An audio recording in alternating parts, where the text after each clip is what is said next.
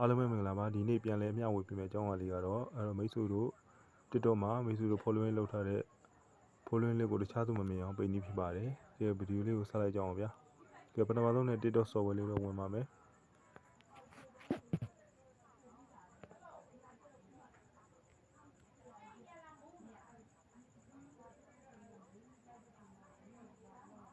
โอเคပြီးရင် profile ကိုသွားပါမယ်။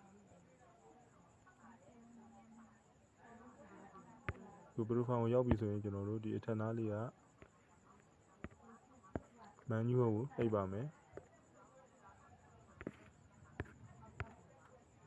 โอเคဒီနားရောက်ပြီဆိုကျွန်တော်တို့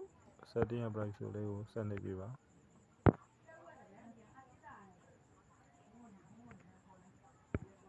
โอเคဒီနားလေးကိုထပ်ရောက်ပြီဆိုရင် privacy ဆိုတာလေးကိုနှိပ်ပေးပါ။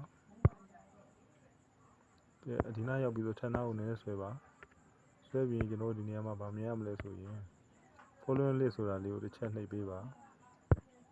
။ โอเคဒီနားလေးကိုရောက်ပြီဆိုရင်ကျွန်တော်တို့ only you ဆိုတာလေးကိုပြောင်းပေးရမှာဖြစ်ပါတယ်။ โอเคဒါဆိုရပါပြီ။အားလုံးကိုကျေးဇူးတင်ပါတယ်။